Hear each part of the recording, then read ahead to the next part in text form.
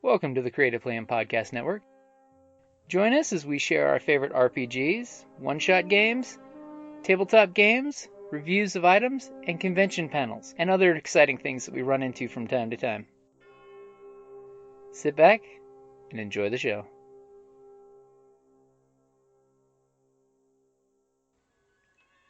Hi, this is Kelly, aka Trixie from Ragnarok and Roll, a Sign to Ragnarok story, and Tilda Wimblewick from D&D Journey of the 5th Edition. First off, I would just like to say thank you to everyone for listening to our varied adventures, as well as for rating us on iTunes and rpgpodcast.com. If you haven't rated us yet, we would greatly appreciate it if you could. And if you're looking for more ways to support our efforts, we are now on Patreon, a great site where you can help us continue making more podcasts, as well as some special surprises for our patrons. If you can, please look us up at www.patreon.com/cppn. Every little bit helps. And again, thank you for listening. Hey guys, Jim here with Creative Plan Podcast Network.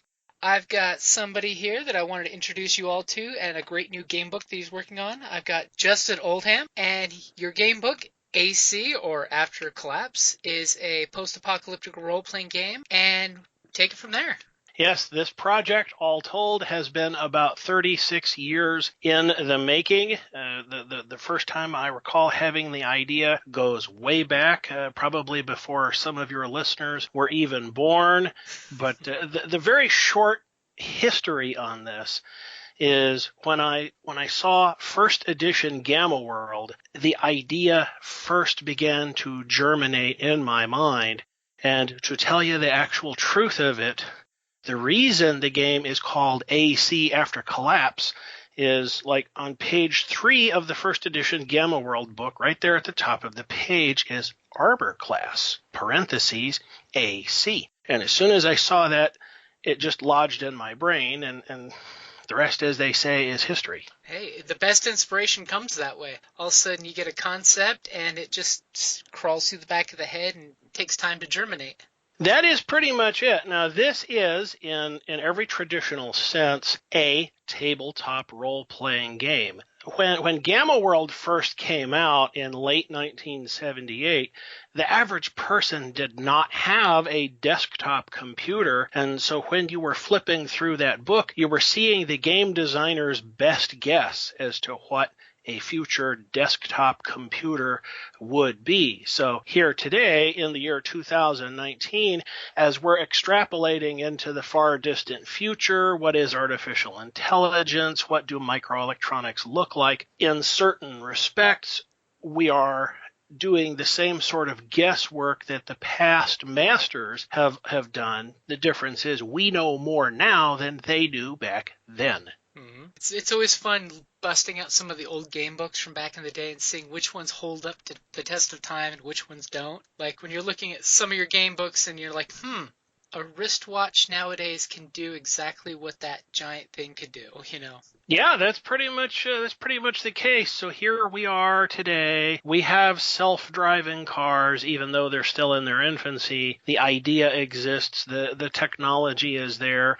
And even though for the better part of 100 years, military robots have been the stuff of science fiction, but we're starting to see machines now. They're out there on the battlefield in Iraq and Afghanistan.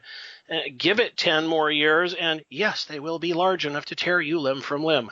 Yeah, that's when you watch the videos, like when they show the test robots where they're beating them up, making them walk through the obstacle course. We're pretty much there. You've got bomb disposal units all over the place. Drones are a super popular thing down here in Arizona, so it's not too far away. Very true. So let's get right to the nugget of something that really matters to me. I'm a lifelong fan of post-apocalyptic anything and everything. My living memory goes back to approximately 1970, so I'm telling you something about my age.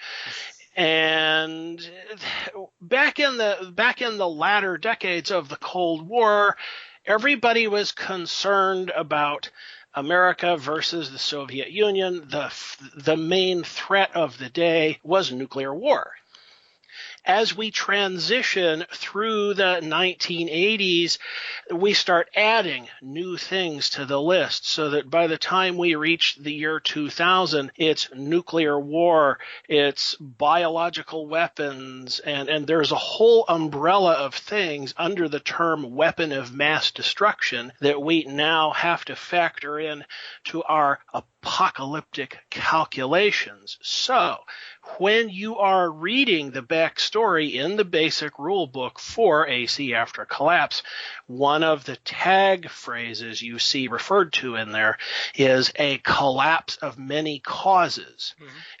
And because in all likelihood, whatever brings about the end of world civilization is not going to be just one thing. It's not going to be because, so and so's grandma unplugged their toaster. It's going to be 10 or 20 things. And 3, 5, 10 decades after the collapse, the knowledge of those things will be lost to the sands of time, so it will be very challenging for post-collapse people to put the pieces of the puzzle together. And in any given scenario, in any given campaign, your characters could be standing right there within arm's reach of the truth, and they would never know it.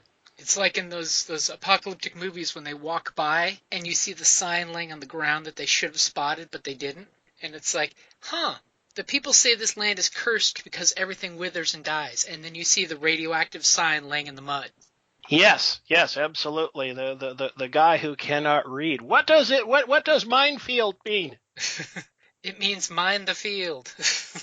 So yes, now obviously we're having some fun with this, and I'm all for post-apocalyptic humor. I've got a whole bunch of books and movies on my shelf over here that, especially in the 1980s, there was a tendency to play with it, to make something of a joke out of it, because when you can make something funny, you take the negativity away from it. But that's the era we live in right now. There is a certain hesitancy to make fun of those things, but I just want to assure people that I have built that humor into the basic rules of this product. Mm-hmm. And it goes into crazy detail. I mean, one of the nice things that I like about, After Collapse is the character generation. It's not set by classes, it's by what you want to be able to do as a character. Yes, and I have to tell you that if there is any one single thing that has surprised me the most, it's what players have done with these character generation rules. People have emailed me with character concepts that, quite frankly, I never even thought of, but all the tools were there, and they had the imagination to build it. So that is probably my single favorite aspect of the whole thing. Yeah, it's beautiful in the way of literally any person from any walk of life could make themselves as a character in the system without having any rigid class system keeping you from doing exactly what you want. That's very true. And for all of those very cautious game masters out there, we have a simple mechanic built into this thing, which is called, if you don't allow it, it doesn't happen. So it would be altogether possible for you to give people a relatively short list, a long list. You can't do these things. I'm not going to let you have knowledge of cryogenic technologies. No, I'm not going to let you know how to defuse a nuclear bomb. That's not important to the story. That's an old joke. For those of you who remember the Twilight 2000 role-playing game, mm-hmm. there is a skill in there, nuclear warhead technician. And I can't tell you how many times somebody really tortured the system so that their character could have the skill, and yet they never used it. Yeah, there's nothing worse than someone putting in all the effort to explain the reason why they have it and then not to be able to use it, because then it's a dead skill that's not contributing to the story. Yes, and one of the things we've done to ensure that a skill has relevancy in this game is we have introduced something called background knowledge. And you can think of it as wide category contextual knowledge. And this, again, another useful tool for GMs and referees, because so many times, and I'm not trying to knock anybody here, but sometimes players are better game referee. They're better game lawyers than the referees are. So we built this mechanic in here. If you have no background knowledge of automobiles, you're not going to know what you're looking at when you see one. It works out quite nicely that way, because that way, it helps reinforce you, the player, and the character's knowledge as two separate pools. Yes, and it also means that you can plan for long-term character viability. Back in the day when first edition Dungeons & Dragons was a thing, I used to know people who would build their first-level character in a certain way because they were planning in very painful detail exactly what their character was going to be by the time they got to 10th level. Oh, definitely. Well, I remember, especially like in 3.5, a lot of folks had to do that tree of planning yourself 20 levels from now to be the character you want to be eventually. Yes, and so for the people who want to do that sort of thing, if the referee will allow it, yes, you could start off with certain areas of background knowledge that you don't currently have any basic advanced skill to use, but because you start off having it, okay, fine, it makes you feel better. And as a GM, that's nice because that way it's seeding the future because you know what the players want in the future.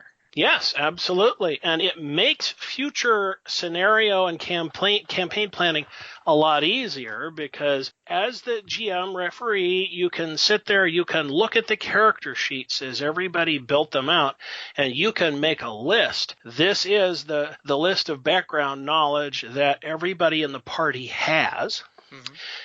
And if you decide that they all come from the same community, it gives you a thumbnail blueprint of what the community has at its disposal. If all the characters have chosen some background knowledge in automobiles, then okay, fine. The community they come from has working automobiles. It may be just one, but by golly, they've got them. They've probably been run over by one. They know what that is. All right, that's useful. That's a very handy thing to have. And we did build the technology tree to a very high level, so that anybody who wants it, if they really want to have super science in their post-apocalyptic world, they can. Now, it'll be very challenging to get the prerequisite skills necessary so that when you want to construct your own artificial intelligence, or you want to make the alloy that will let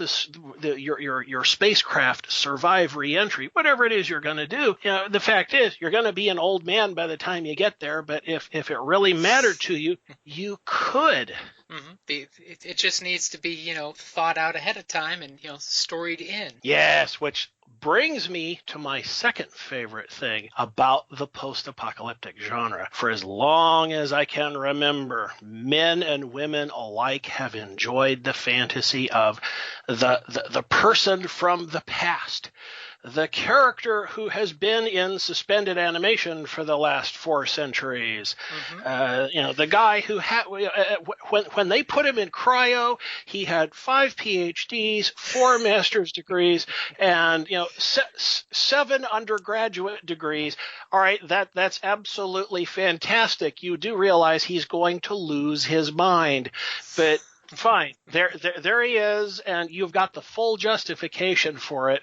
So when you take him out, you thaw him out, you cut him loose in the post-apocalyptic world where everybody is an uncouth barbarian by your standards, you might still rule the world, but you're not going to be nice while you do it. There's going to be that moment where you drop to the sand and say, "You blew it all up." Yes. Because you wake up and it's the world of Thundar the Barbarian, There's going to be some culture shock. There easily can be, but with the tools we've provided here, especially going back to that background knowledge, it makes it possible so that players and GMs are both on the same page, and when the GM says, no, you can't, then there's a perfectly reasonable explanation for why not built in. Which is nice. I mean, usually with most gaming groups, your GM can just say, "Why not story?" and the players will be okay. But sometimes, I remember my early days of playing Rifts when you had to limit what OCCs and people could play, and you do get pushback. So it's nice to just be able to say, "Book says so." Yes, which then brings me to my third and final point, and all three of these things are the foundation of the tripod that supports the game. All gamers mod. That is the fact. You'll go down to your favorite game store tomorrow. You'll buy something that really blows your mind. After you've had it for 6 months, you're going to say, that rule on page 45 really bugs me. Okay, house rule change. So you're going to do it. And sometimes games are modded very heavily. So no matter how much or how little you want to make changes to the architecture of AC after collapse, we have shown you all the math at every step of the way. We have explained the logic and rationality of every written rule at every step of the way. And because the whole thing is built on the hierarchy of simple or complicated, you have right there the full post-apocalyptic toolkit. If you don't like what we did, you can change it. 25 years from now, if you imagine some whole new different thing, you can build it. Mm-hmm. Yeah, you do a great job of actually giving the keys to the kingdom away when you actually explain this is the reason why. Yes, absolutely. And I give you a little past history. We've all been there. We have all done this. First and second edition Dungeons & Dragons, everybody loved the hell out of it until they started developing their house rules. And, okay, this was fine when we were 15. Mm-hmm. We're really, really pushing the outer boundaries by the time we're 20, and we've thoroughly broken it by the time we're 25, because we have discovered the terrible inside secret that when you peel it, the math is incomplete. All the formulas don't add up. Gygax and his people went through and they told you what it could do, but they never gave you the keys to the kingdom. So when they assigned a gold piece value to it, you sat there, you looked at it, and you said, the staff of the Magi, that's very interesting that it does these things. It is very interesting that it costs this amount of money. How do I build one? The DM has to say, I don't know. Yep. And then you have to ad hoc out the yin-yang. Not to mention, like you said, with the level creep, the game becomes a different game at different stages. It does. And all games, regardless of genre, whether it's Cthulhu or fantasy or anything related to modern war, all games evolve over time, which goes back to the earlier point about needing to give you the keys to the kingdom so that when your tastes have changed, you don't have to put the game on the shelf. The game will change with you. Which that can be really nice, that it evolves with the player group, rather than just resulting in burnout for one or two people and then having to put the book on the shelf for a couple years and then try something else. Yes. Now, just in case you're wondering, right now, as we speak, there are half a dozen detailed source books out on the market. So if the basic rules are sufficiently interesting to you, but you want to know everything there is to know, quote unquote, about different subject areas, we've already worked out a lot of that. And that's one of the reasons why it took us so many years to launch this game, because the last 10 years of this, if you get in your secret time machine and go back to 2009, we had made the decision that we didn't want to be one of those companies that launched with the basic rules and then you don't see or hear from us again for the next 4 years. Mm-hmm. We wanted to launch with the basic rules, and then because we had probably, I think we put 7-8 years into playtesting, we developed that wish list so that if I walked into my favorite game store and I saw this and I fell in love with it on a Friday, if I walk back into the store on the Monday, I want to know that these 6 source books are out there. They exist. I can badger my parents for allowance money. I can do something. There will be a real need for that. So we built those 6 source books and launched them all at the same time that the basic rules came out. And sure, some people said we were nuts. It's ambitious. It's definitely ambitious to say, hey, we're going to bring out a whole line when most companies would, like 5 years ago, a certain company released one book, then it took 3 months for the next book to come out, then 3 more months for the next book to come out. Well, people were salivating for those books. So it's nice that you brought out the whole collection at the very beginning. Now, I can tell you for a fact that we've got 6 more of these source books on the drawing board, and there is a definite end point. We're not going to be one of these companies that keeps putting out more and more and more and more and more just because we want to get paid. Mm-hmm. My long-term goal is to say everything you need to know about the game and then shut up. Because then you have to go play it. And that should be the years of good times of playing the game and creating stories. Yes, absolutely. And it's interesting you should mention stories, because the second half of this whole juggernaut thing we're trying to do here is we're trying to not only create the fictional universe and the game mechanics that go along with it, we're going to put out a long list of novels based on the game. Oh, see, that's always cool. So that way you can, hear about another story from another point of view from what your gaming group is doing. Yes, absolutely. I mean, when years ago, I was walking through my favorite local game store, and 3rd edition Gamma World was on the shelf, and they actually had a choose-your-own-adventure novel based on the game. And I said, well, that's a good idea, but what I really want is I want a whole novel. I went home that night and I wrote in my notebook on one single page just the word novel, Novel. It just takes up one whole page, and and that was like 25 years ago, but. But we also, not only did we launch with the basic rule book, not only did we launch with 6 source books, but heaven help us, just to show you how much of a masochist I am, we launched with a novel based on the game right out of the gate. Wow. And book writing is not a simple, easy process. That's one that takes lots of effort and time. That's very true. And it is one of the hurdles, because in so many of the cases, you might be sufficiently brilliant at the math to create the game, but you might need to draw on somebody else's skill set to paint the picture, to make the novels based on the game. And I've always thought of myself, I'm a very lucky man because I get to do both. And I'm such a workaholic that if you leave me alone for a long weekend, I'll have the first half of the next novel.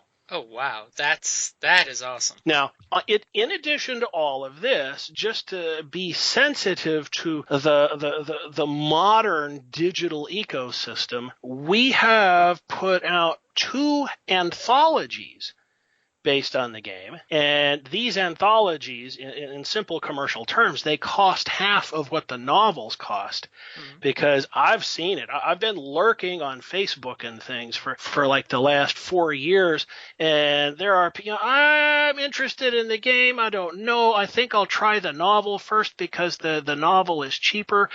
And I have actually seen a few small game designers publish individual short stories, 99 cents a pop. And that's part of what gets people interested in the rest of the product line. So by next year, we'll have launched a 3rd anthology. And we're going to have to wait and see, because now that I've worked myself to the bone and we've got all this stuff out there, we're going to spend the next 12 to 24 months to promote it and get feedback to see what else people want.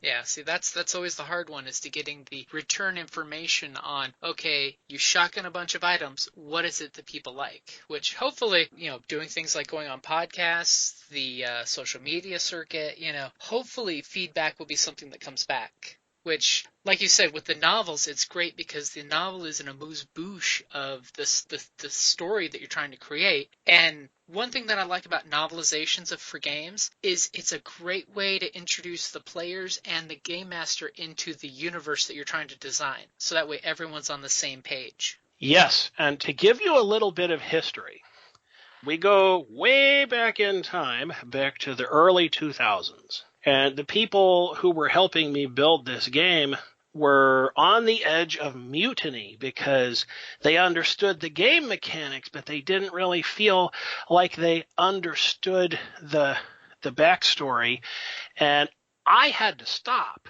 because most of these people are younger than me, and the Cold War to them is something they read about in a history book. Mm-hmm.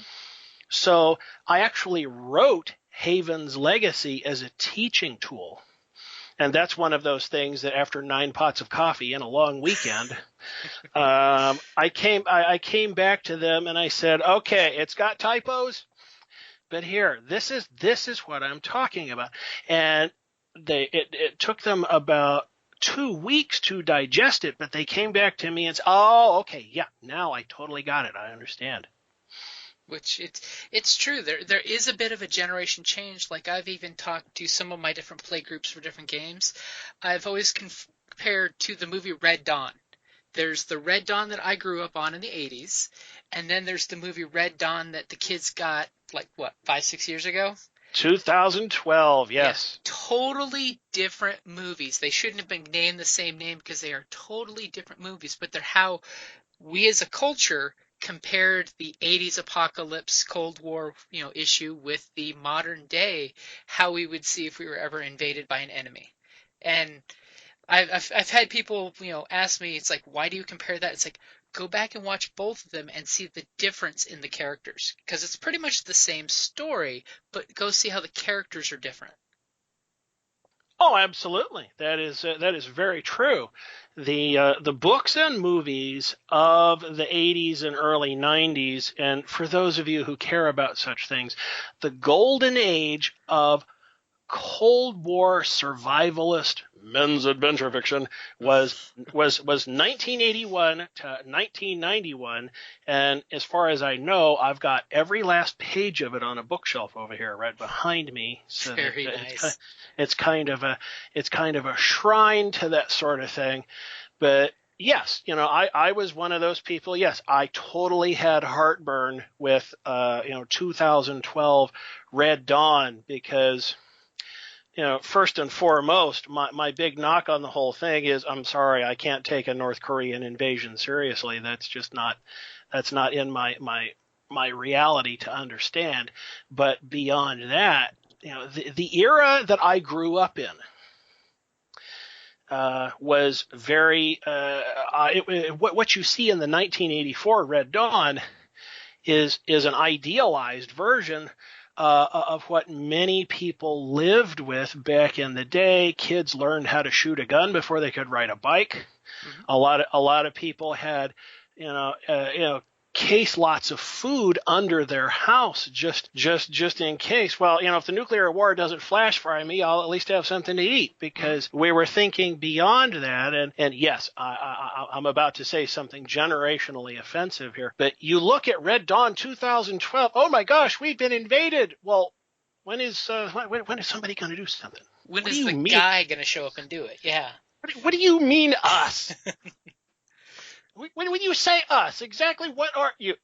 No, yeah, okay, all right. 1984 Red Dawn is, holy cow, we've been invaded. Okay, you go there, you go there, you go there. We'll meet up over there after dinner and count the bodies. We'll see what happened.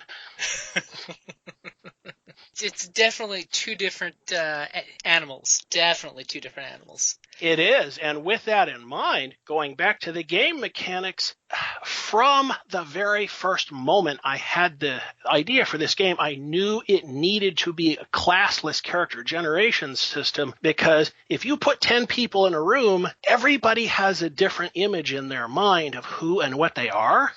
And I will tell you a little secret just between you and me. Okay. People with disabilities do not abandon their disabilities inside their imagination. If you find somebody who likes the idea of Rambo and, whatever their individual disability is, in their mind, it's that version of Rambo. He might be in a wheelchair. He might be deaf. He might have, neurological issues, whatever, but he's still going to kill them all. Mm-hmm. Yeah, because your brain processes that's your point of view. I mean, that's one thing I love in the game mechanics because as someone who wears glasses also, it's got rules for wearing glasses. Yes, absolutely. And I'll tell you another little secret about that. Most of the time, your average person is not afraid of what they cannot see. So when you're playing one of these games and you do not want to be intimidated by the NPC villain, you have your character take their glasses off. And then you look right at that blurry, fuzzy image and say, do you have a problem with me? Because if you have a problem with me, man, you just come on over here and get some. You could see the dramatic, video where the actor takes off his glasses and looks right into the camera. You just get that powerful moment to emphasize. Yes. Now, I'll tell you, okay, we'll go back. And once upon a time, a group of my friends in high school, we were playing Gamma World, and I had one of those great aha moments. One of the guys in this group had a secret. His personal secret, which he confided to me, was that he wore a hearing aid. He kept his hair cut long, and he always wore a stocking cap or something. Mm-hmm. Because he didn't want, it was one of the over the ear types, and he didn't want anybody to ever see it, to ever know about it. Well, I knew about it, and subconsciously it rubbed off on me, and I had typed up a list of random loot items. So we've just finished the scenario for the night, and the guys are going through the random loot table, and they're rolling their dice to see what they come up with. And one of the random loot items is a hearing aid. Now, my friend sitting at the end of the table over there starts to get real antsy because everybody else is claiming all the other loot items. Mm-hmm. And he finally stands up and he says, guys, I want that hearing aid. And they just looked at him. Why? And he says, I don't have to tell you anything. I'm just telling you I want it. And if you don't give it to me, I'm going to kill all of you. Damn. And they pushed him on the matter. And he takes off his hat. He shows them the hearing aid. And they didn't give him any trouble about it. He's like, okay, yeah, totally fine. You get the hearing aid. And that becomes almost a humbling shame moment, Yes, after a fashion, yes. But it was a moment of enlightenment for me because, yes, I know what has to be in the game someday. I totally get it. Mm-hmm. Because these are real world things that do come up. And they do. And I was one of those kids from grade school all the way through high school. I had super giant thick glasses, and my family was in the military, and so one of the good things I can say is that every 2 years I got a clean start. Mm-hmm. I got a chance to go to a new school.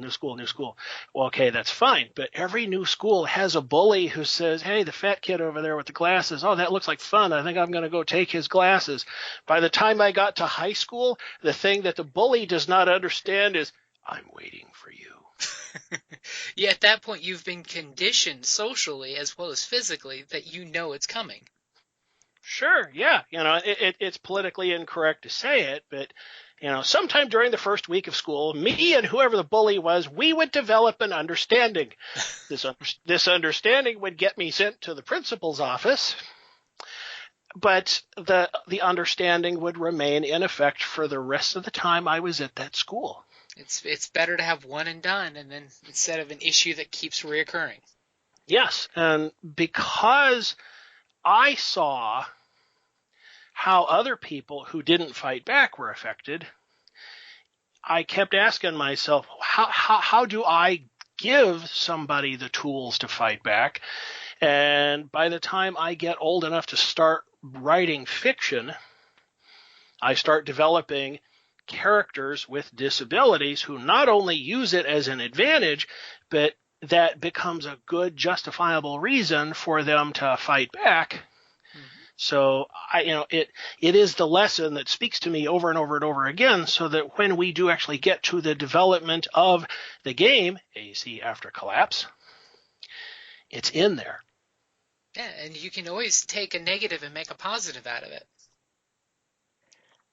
I mean, even for folks who watch The Walking Dead now, they have characters that use American Sign Language, and they use that to their advantage to communicate privately without other people listening in. Oh yes, absolutely. One of the more enjoyable moments I recall from old days of role playing was I was just playing in somebody else's game, and they thought they would do something clever. So I showed up. It's a game with pre-made characters, and the guy gives me the character. He says, "Well, I understand you know how to be legally blind, but do you know how to be deaf?" Well, unfortunately for him, the bad guy he chose for his adventure was basically trying to take over the village using a sonic weapon. Ooh. And I said, "Well, this is going to end badly for him." And the DM says, "What are you talking about?" And I said, "Just wait for it. Just wait for it." And by the end of the adventure, when all the other characters in the party have been incapacitated by the sonic weapon, the referee says, "Well, okay, Justin, your character is the only one left. What are you going to do?" And I said, "Okay, well, I'm going to take the gun from the guy next to me. I'm going to take the knife from the other fellow over there, the other guy over there. I know he's got a pair of stun grenades. And then I'm going to go get the villain." And he says, "Why would you do that?" "Because I'm not afraid of the sonic weapon."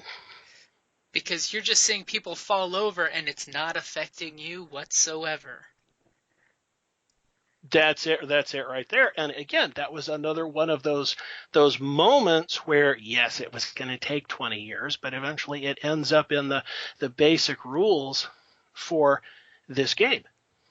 From a story point of view, I could almost see like a spaghetti western where the bad guy is shooting the town down the main street with this weapon and everyone's on the ground clutching their ears, and your character could just calmly be walking slowly down the main street right to the villain who's looking around like, why is this not working?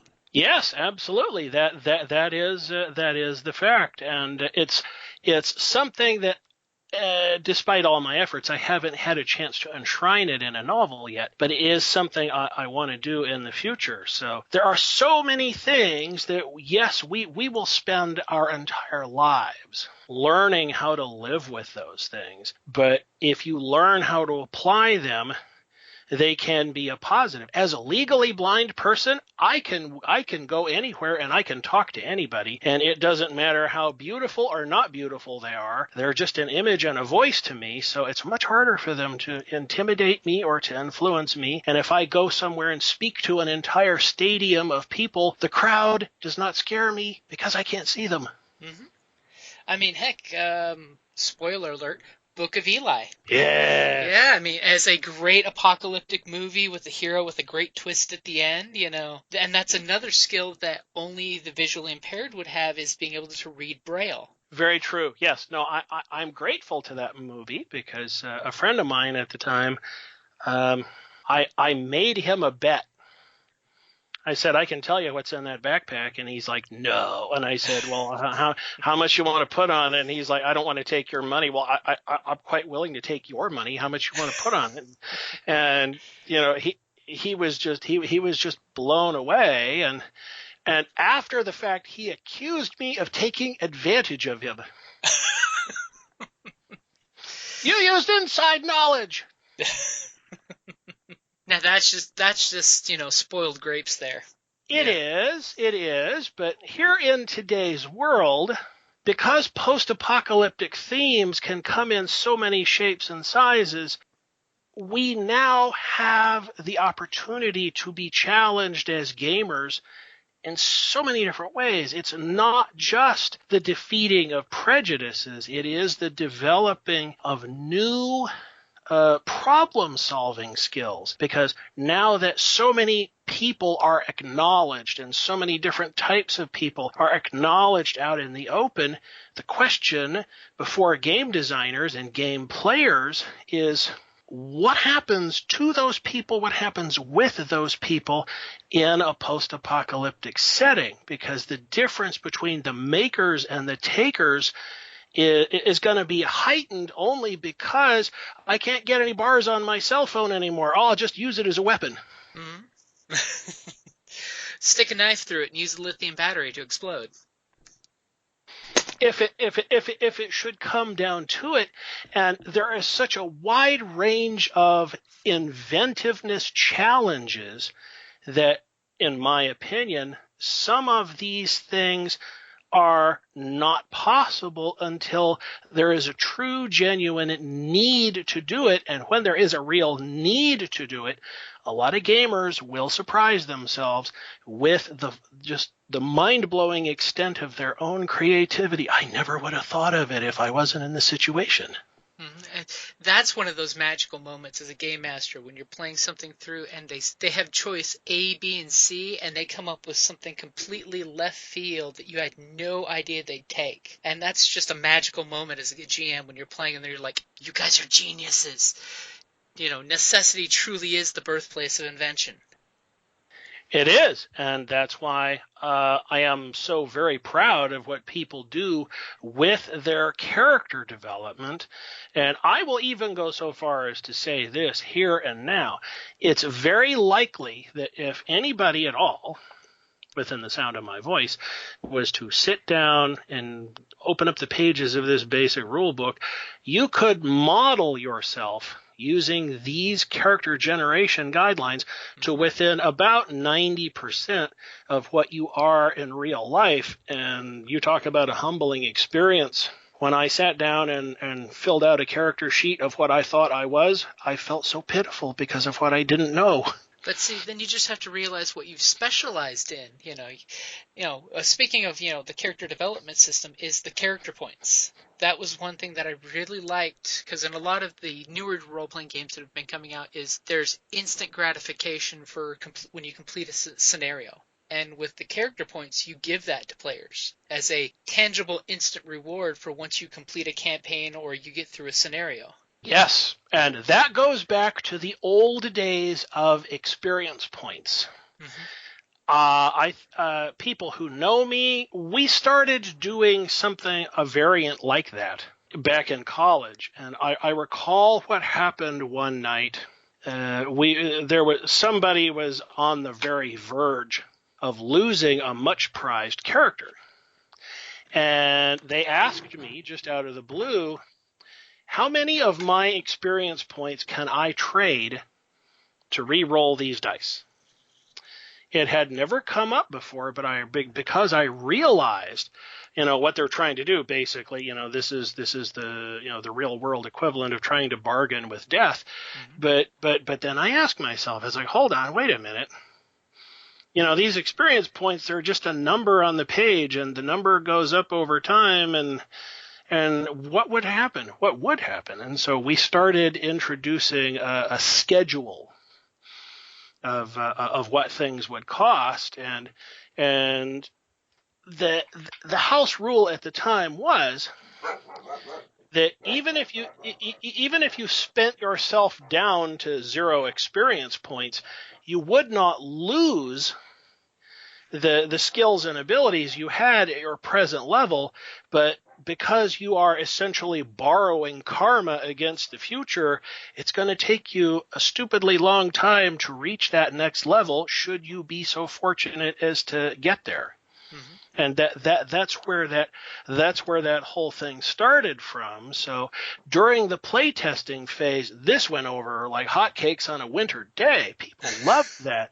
You mean if I do enough sit-ups during gameplay and I save my character points that I can raise that stat? Yes, I'll do that. Which it's nice because it gives them instant tangible reward to keep playing basically.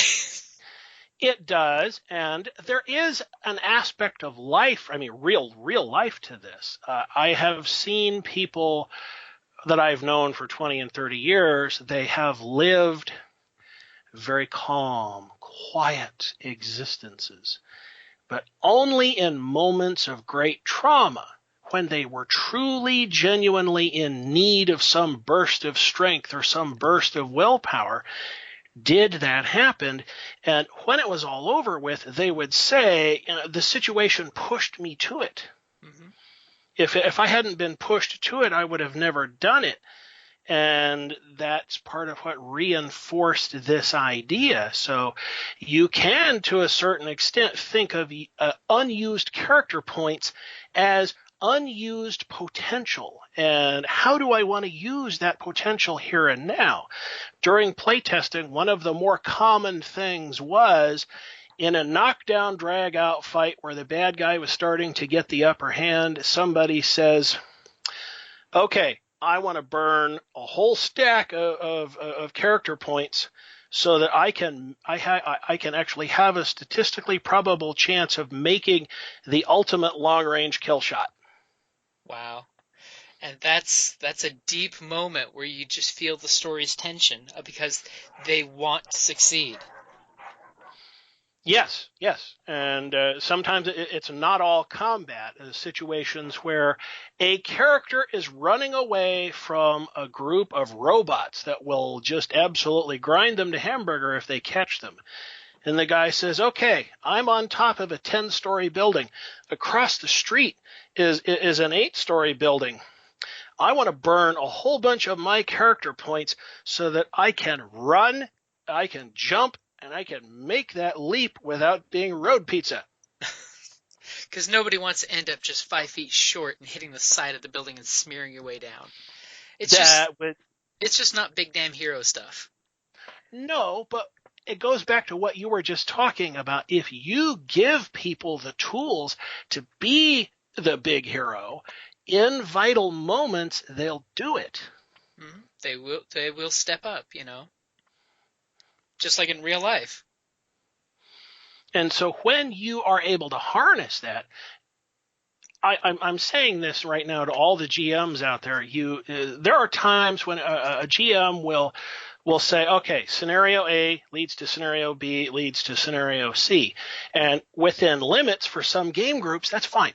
But there's a lot of game groups out there who want a far more fluid situation.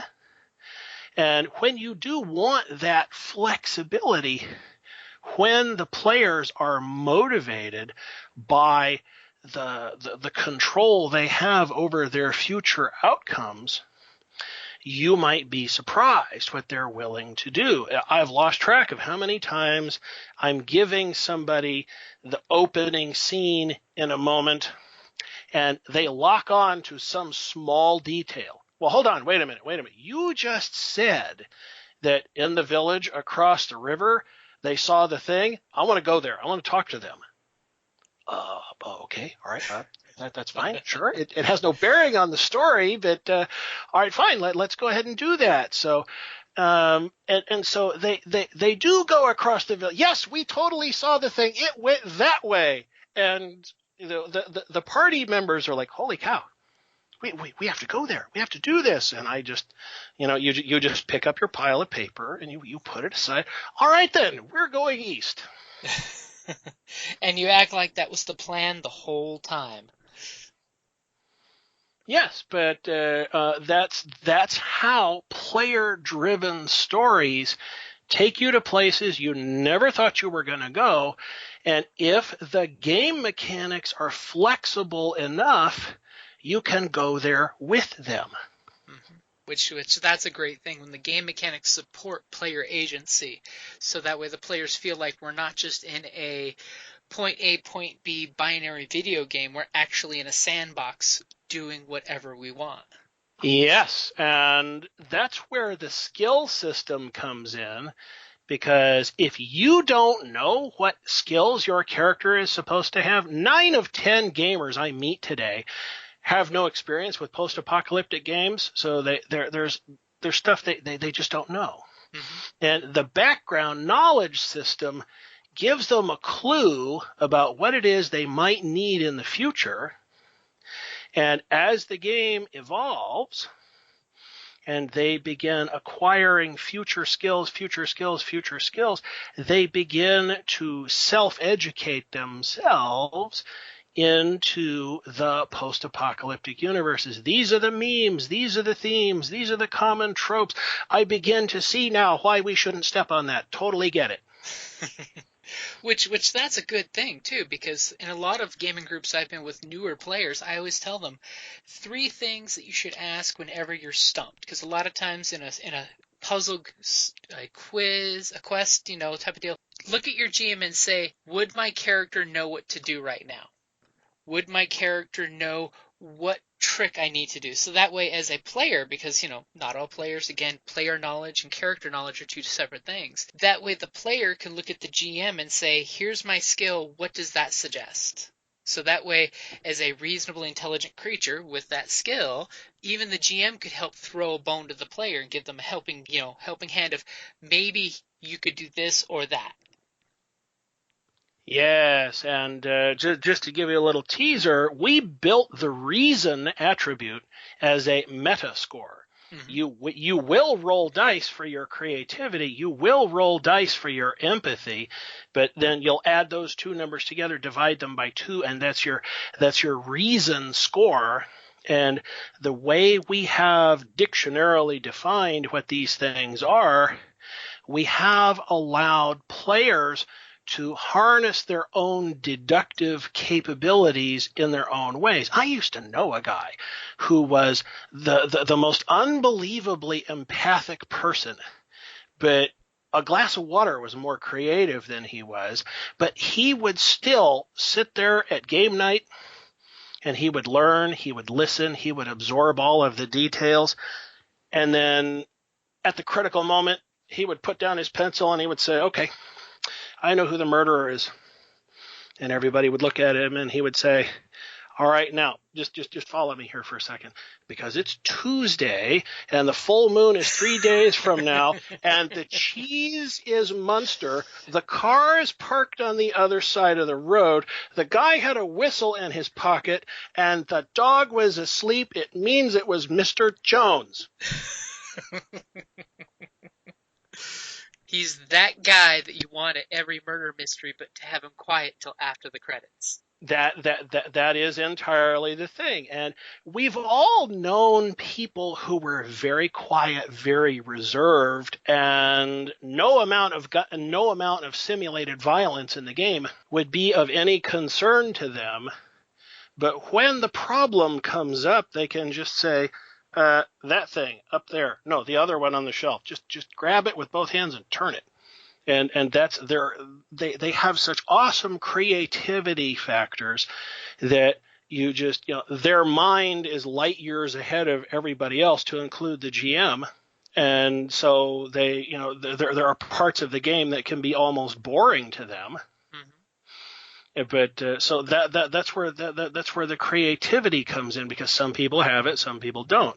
And when it comes to reason, there are something like 48 different examples of reason used in the basic book, and the bulk of them are predicated on what you were just talking about. If somebody said, what do I reason this to be? What do I think this is?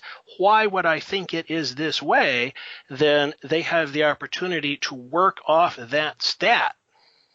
Which is super helpful, because I used to, way back in the day, back in 2nd and 1st edition, call that the throw me a bone idea of, do you need to throw a bone of what to do next? Because people do, they're so tied up in the moment that they don't see the tree in the forest. They just need a little kick to go in the right direction. They can, but more than anything else, the life lesson that has been taught to me is the people who think differently, to just let them think differently. Mm-hmm. Which that's an important thing at the game table in general, in every role-playing scenario, because different players have different strengths, different reasons that they're at the game table, and they're all there just to have a good time. That's one of the important lessons. And that's part of what we tried to build in with this, because if you don't want to solve the mystery, if you don't want to get rich, if you just want to experience the immersive environment, then you can. And when you have 3 or more people at the gaming table, it becomes inevitable that they compromise with each other. Okay, today we'll walk through the town. Tomorrow we'll rob the bank. The day after that, we'll go kill the robot. That's something that you definitely learn is the compromise at the game table amongst the players as well as with the GM. So we did kind of touch, by the way, on the game mechanics. What is the base mechanic that the game system uses? No big surprise. The base mechanic is D20. It's what you use to resolve skills, resolve combat, etc. But there is plenty of D6 use throughout for attributes, for assignment of damage. And I would just like to point out one thing about the damage. There was a mechanic I saw about 35 years ago that stuck with me. The idea of basically lethal damage versus non-lethal damage. So we have constructed characters who have hit points and they have energy points. The principal stat for what you would call constitution is hardiness, so we call the hit points hard points, and the vigor stat is where you get your vigor points from. And we've all been there back in the day, first edition, second edition, Dungeons and Dragons. How do you incapacitate the sentry and drag him away for questioning without killing him? Mm-hmm. That's always been a hard one in a lot of the versions of D&D is lethal versus non-lethal. So if we give you hit points, we give you energy points, and somebody uses something like a stun grenade or just a baseball bat properly applied, then even Conan the Barbarian can be rendered unconscious. Mm-hmm. And sometimes it's more advantage to knock someone out than kill them outright. That's very true. Now, when you get into weapon mechanics, this can be an issue because some weapons do not lend themselves at all to non-lethal damage, mm-hmm. but other weapons are far more suited to it. And when you factor in the game mechanics of crafting, it doesn't matter if it's a fantasy setting, outer space, or post-apocalyptic. A lot of people want to be able to make their own weapons and armor, or they want to be able to assemble loot items that they have gotten in the course of gameplay as weapons and armor and use them in a customizable way for their own purposes. And that's why we built all of that into the structure of the game. Are you kidding? That's one thing that a few of my friends that, when we get to playing this, they're wastelanders. It's one of the genres that they love cosplaying. And they're going to want the stop sign shield, the, pipe with 2 saw blades attached to it. So it's an axe, but it's really a customized saw blade axe of death, Yes. Which totally lends to the, after the apocalypse is the hodgepodge homespun weaponry that'll be out there. Yes. And so if you want to accentuate, if you want to emphasize the accuracy of your arrows or the lethality of your sword, we have built-in game mechanics that will let you do this. And for all of the firearms aficionados out there, for those of you who would truly, genuinely love to build your own handguns with custom grips, custom sights, you maybe want to re-engineer the barrel grooves or something. We also have mechanics in the game for that. But for those of you who just want to pick up the gun and shoot the darn thing, you can take the simpler approach and do that too. Which again goes back to that idea of, you can make it as complicated as you want. Yes, you can, and that touches on something that's always been a sore spot for me. How do you have gamers of different experience levels at the same table? Mm-hmm. So you have the novice, and you have the person who's been doing it for 2 or 3 years, and then over there on the other side of the table, you've got the guy who's got 40 years of experience. How do you keep them all at the same table? And that's why we used the mechanics that we did, so that you could have advanced gamers with novice gamers at the same table. So that way everybody's on a fair field, basically playing on the same level. Sure. And when you say to the novice gamer, this is new to your character, you haven't learned it very well yet, perhaps you should not do it, then they can accept that as legitimate guidance rather than feel like they're being patronized. Mm-hmm. So that way it's like, hey, just giving you a heads up, you think if you try to do that, you'll probably be on the losing end of that dice roll. That could certainly be the case. Now, this also can be applied to armor. We use an armor point combat system so that depending entirely on the form of attack, that determines how effective the armor is. And those of you who have played 3rd edition, 4th edition of Dungeons & Dragons, this will be old hat for you.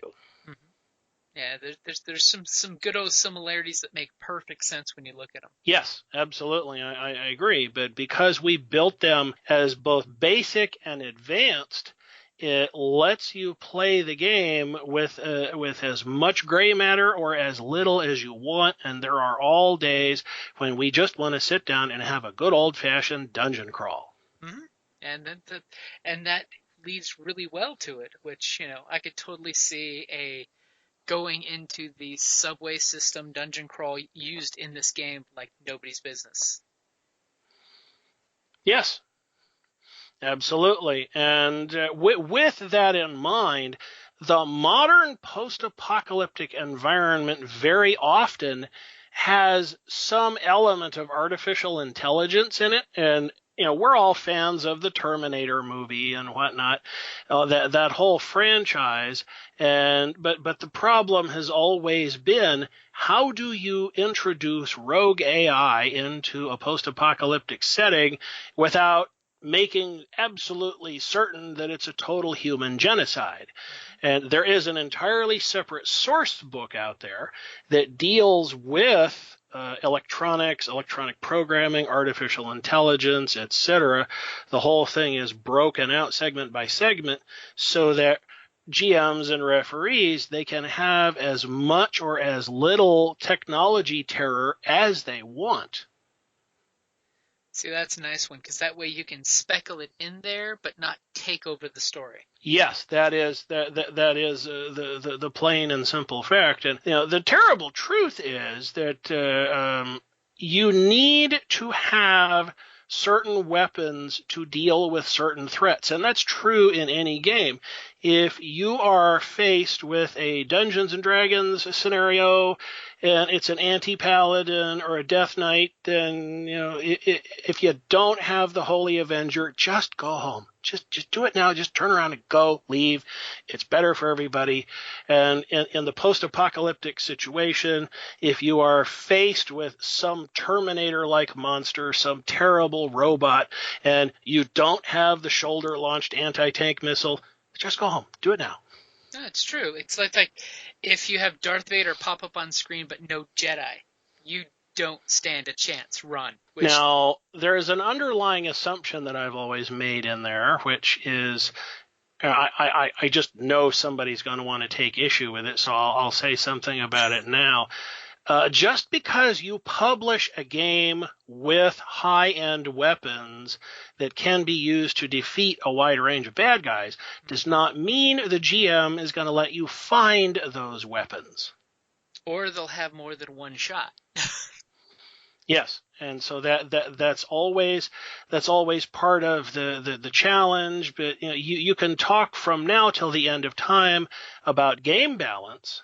All I can promise you, with a certain amount of mathematical certainty, is the scalability that we built this product with is designed so that if you do in fact have energy weapons, Gauss weapons, etc., that will show you what an appropriate bad guy would be like to, if you have a Gauss rifle, what sort of bad guy are you going to kill with a Gauss rifle?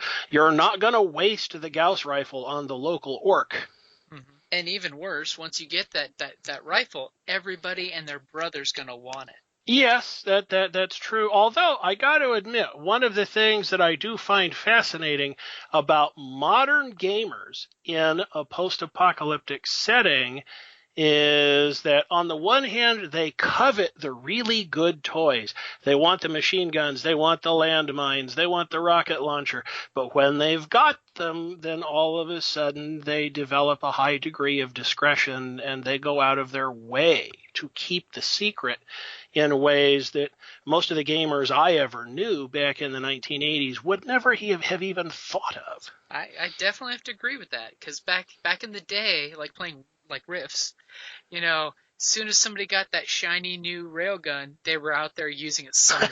They were looking for the fight to justify having the weapon. Nowadays, folks are like, I don't want to use the last round. It's like, no, you got plenty. No, but seriously, if I start using this weapon, everybody will be coming out of the woodwork for it, so I'll have to shoot them too. Yes, and I do like that, and it just goes to show you that if you do this long enough, eventually times will change to present new challenges to you, and it's just part of what keeps the whole role playing experience fresh. Mm-hmm. The fact that the culture is constantly evolving and changing. Yes. And with that in mind, part of what I tried to do is build something that would outlive me. One of the things that you'll notice is that all of the dates that are present in the role-playing game material, all of the dates that are present in the novels based on the game, mm-hmm. I personally cannot live long enough to actually see those dates happen. Ah. Okay. You may have seen an article in the news recently in the original movie Blade Runner.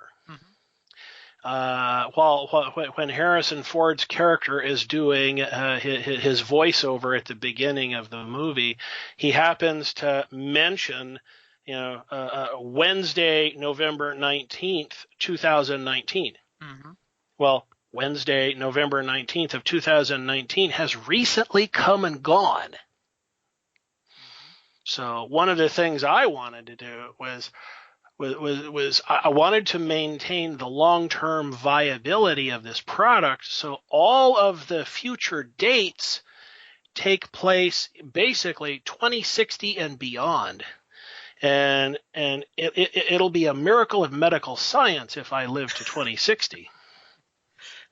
That does make sense because, yeah, that's true. I mean, a lot of the older games that I've got talk about in the future of the 1990s or the millennium, and you go back and look at those now and it's like snicker, snicker, laugh, laugh, It's like, it's true. Blade Runner is now set officially in the past. When you look back at like the Jetsons and other shows like that, it's like 1990 so far in the future. Now it's, 20 years ago.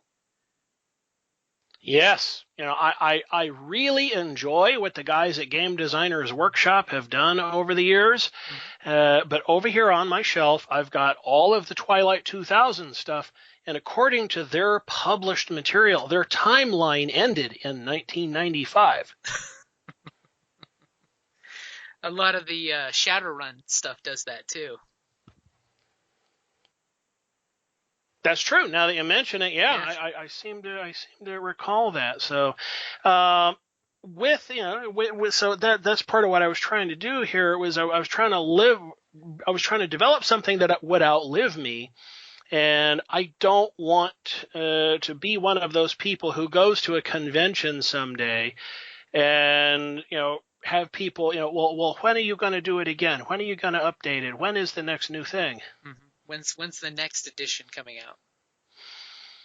Which I have to respect that. Is you're not out there to just keep churning out books. You're out there to actually churn out a great book and system that it's one and done. You don't need to have a revised second edition or a third edition or a fourth edition come out. That is my sincere hope. That's one of the things I have always admired about the original Traveler. They built it. When they were done, they said they were done, and that was it. The project is complete. It stands on its own.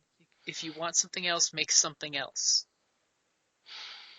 And that's my sincere hope, is that probably by 2023, we'll have the last of the source books out.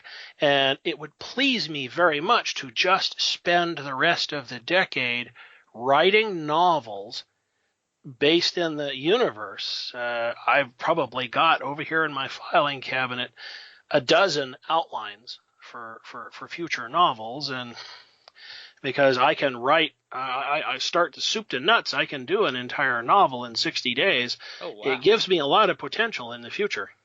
And the idea of the anthologies, too, because that way you can take bits and pieces from the setting and actually flesh them out with, short stories, too. Oh, yes. I remember the old days. People used to sit around with photocopied pages out of the different Gamma World books, or even the different Twilight 2000 books, and they would try to find meaning in the published backstory. Mm-hmm. You understand what I'm talking about? Oh yeah. And they basically try to decipher the story within the story. Yes. And that's one of those great things too, is you can bring out themes and things that are ageless. It could be a past, present, or future, and the theme still is relevant for every society. Yes, that is the goal to be hoped for. And from a game designer's perspective, I'll say that added 3 to 5 years to the design process. Mm-hmm. And I think we probably tore the whole thing down and rebuilt it from maybe about 15 or 16 times, just to dig as deeply as possible, to look for the smallest flaws. That's a good thing, that you're able to deconstruct it and basically justify its existence, sort of like a dissertation where, you're disproving everyone's attempt to disprove your game. That's true. That's very true. And we've all known game lawyers who they enjoy looking for the cracks in the foundation, the weak points in the armor, and however they can exploit it, they do. I don't blame anybody for doing that, but when they do it in a way that ruins other people's gaming experience, it annoys me.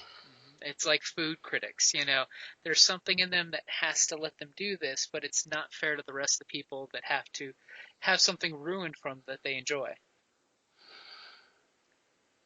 Yes. I used to know somebody who was a food critic, and absolutely. I agree. I agree with the point entirely. So, my hope is that years from now, when somebody finds this podcast, because once it's uploaded to the internet, it basically lives forever. I hope that I was not wrong about too many things, and I'm not trying to be a prophet. I am just trying to build something that people can enjoy on an intuitive level, rather than feeling like, man, I really should have paid more attention in college physics.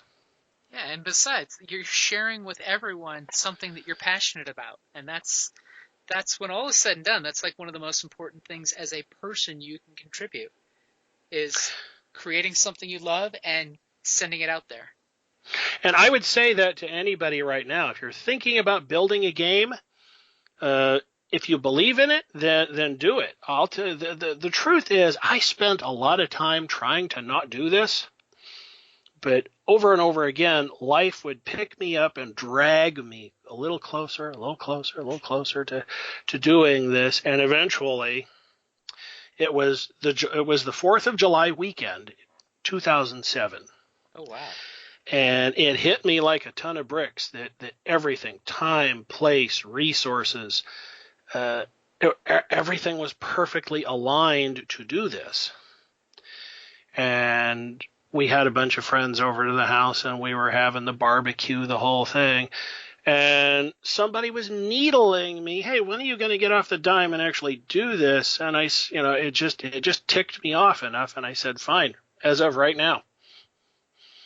And that's what started the ball rolling. And it was winter of 2009. Wow. The bunch of us got together for Halloween, and I said, okay, here's the schedule. I think it will take us 10 years to finalize this and get it rolled out. And they all looked at me like I was out of my mind, but here we are, and it's actually 10 years and 7 months later. So here we are. So you're quite right. If you're going to chase the dream, don't be afraid of it, and commit to it. And if it's going to take 36 years, like it did for me, then that is just what it is. And it's nice having those friends that'll call you on your BS of you need to get off and get it done.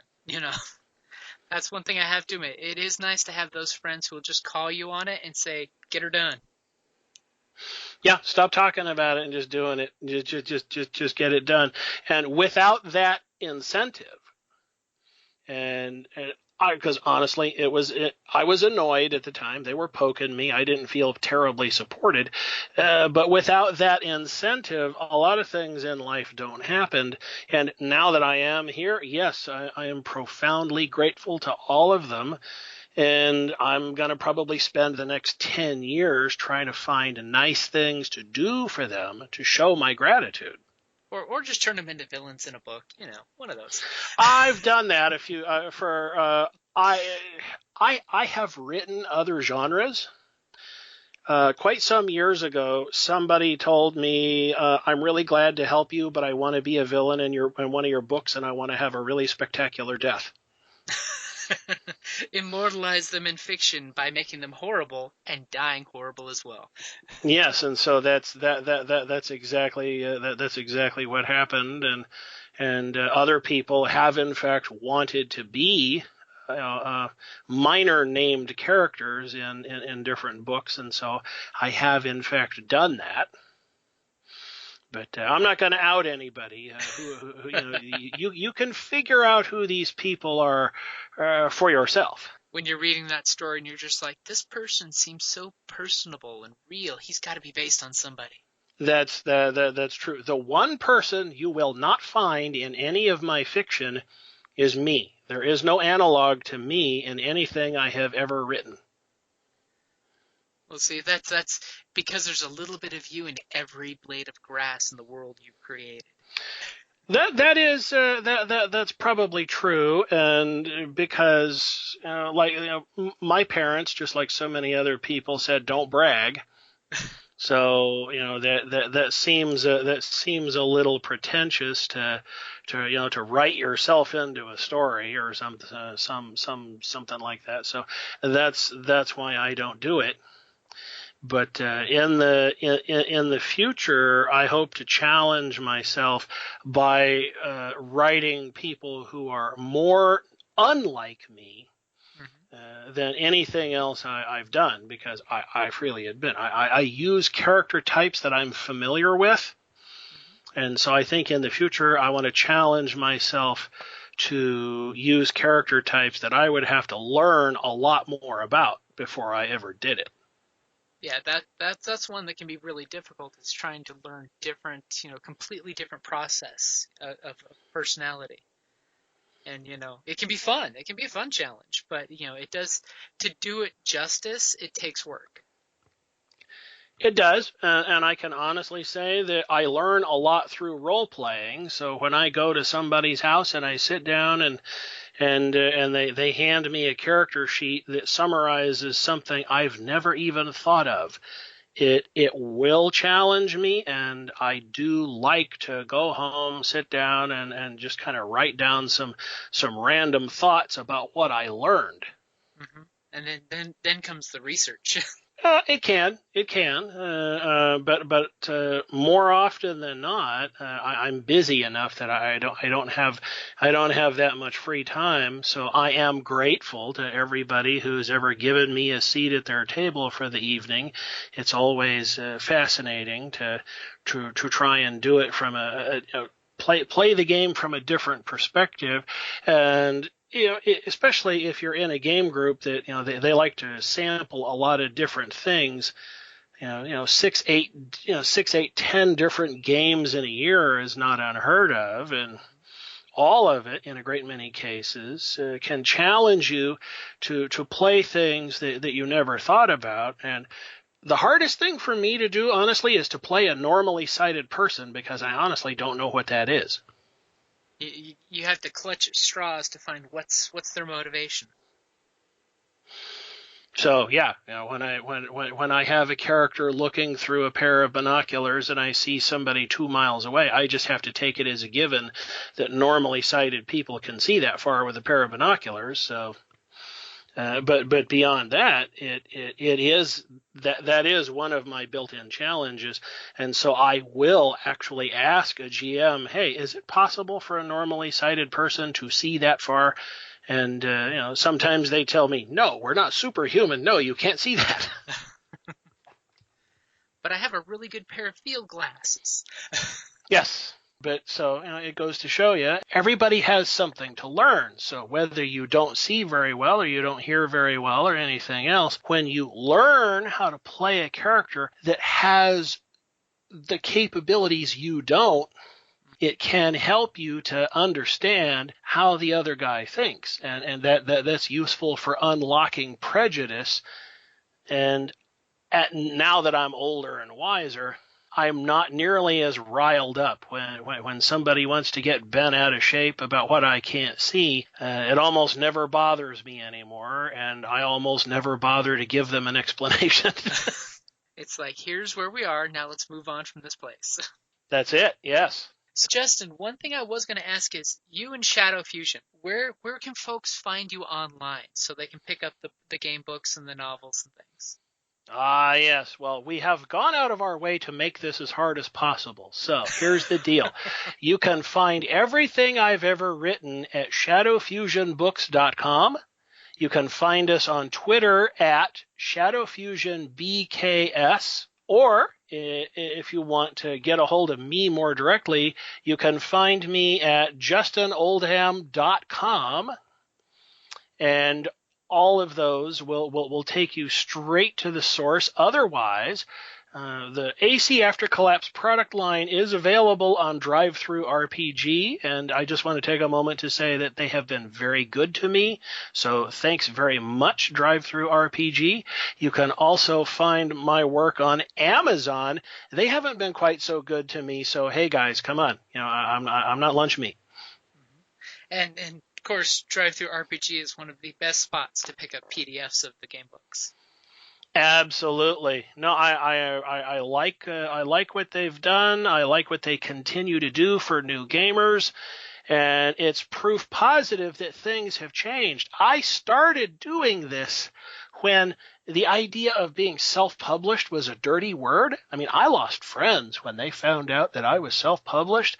They got away from me like I had the plague or something. But now today, the world has changed, and the world is your marketplace, and the world is full of people who are gamers. They like what you like. They're interested in what you're interested in. So no matter what project you think you're going to develop in the future, don't sell yourself short. Don't count yourself out. You're probably going to be very surprised at how much of a good, constructive reception you get after you survive the launch process. That's one thing I tell a lot of our friends, that if you draw, write, paint, build the thing that you love, you'll be really surprised how many folks out there love it just as much. Because guess what? It's like Disney. Disney wrote and drew what he wanted, and guess what? The world loved and came to his door.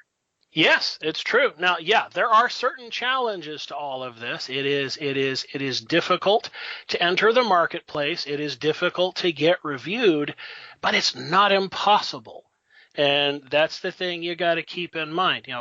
Today this is I believe it's December 8 of 2019, somewhere in there, and I launched this game February 11th of this year, so I've gone from total obscurity to talking to you here on this podcast, and I'm not trying to puff my chest out or anything here, but for all the skeptics out there, I just want to say that this is proof that if you apply yourself, you can climb the mountain. And again, with reviews, for everybody listening out there, please write reviews for folks you buy products from, because like Amazon, it takes 50 reviews for Amazon to share things that are on Amazon. Until they get that 50th review, Amazon does not freely share their information. So definitely review things that you play and love. Okay, so is there anyone you'd like to do a shout out for? Here in the Anchorage area, I would like to mention Bosco's Cards and Comics. These guys are a staple. They're an institution, actually. They have been around since the mid-1960s, and they may not know my name yet, but they're going to get to know me in the future. And if you're here in the Anchorage area, that is the place to go. They have the best collection of vintage comics I've seen anywhere. And definitely make sure you support your local game stores, because they are the hub of your local gaming community. So Justin, one last question. Absolutely. If you were a survivor in after collapse, where is it that you as a survivor would want to end up? What part of the world? Quite possibly Pacific Northwest, because there's enough fresh water, there's enough arable land that, to be simple about it, there's enough wild food that if you don't care about what you eat, you'll never starve. Living here in Alaska the way I do, this is an Arctic environment. We are basically living on a giant block of frozen spinach. And so when it comes to the sort of food you can just go out into the wild and find, during the winter, you're out of luck. During the summer, it's very haphazard. There are parts of the interior near the city of Fairbanks where you will find thousands upon thousands of acres of blueberries, and that's fantastic while you can get them. But by the end of the season, you're kind of stuck. Now, if you have the skill and you have the eyesight, you'll have no shortage of moose and caribou to hunt. But I have shot a moose before, even despite my limited eyesight, so I know how challenging it can be. But in the Pacific Northwest, there's enough fruits, there's enough berries, there's enough fern tubers and whatnot that if you just go look for it, you'll always be able to find more than you could eat. So that would be my choice. That's a good pick. Down here in the desert, I hear you. It's all about go to where the biodiversity is and water. Oh, yeah, absolutely. So definitely thank you for coming on the podcast, and by all means, you are welcome to come back whenever you would like if you want to. I'd like to talk to you about that in the future. We have got we can talk about game design. We can talk about any of the books. If you're doing any show that has a post-apocalyptic theme or anything else. Oh, definitely, because I if you couldn't tell, I'm a fan of the apocalyptic RPGs and things. And like when you brought up Gamma World, I've had every edition of Gamma World, including the bad one that Wizards of the Coast made at the very end. It's a beer and pretzels version of the game, but it did not deserve the Gamma World label on it. But yeah, I will definitely want to talk more apocalyptic chit-chat with you. Thank you for listening to the Creative Play and Podcast Network, and feel free to enjoy our other shows such as D&D Journey of the 5th Edition and Scion Ragnarok and Roll, a Scion hero to Ragnarok story. Thank you for listening.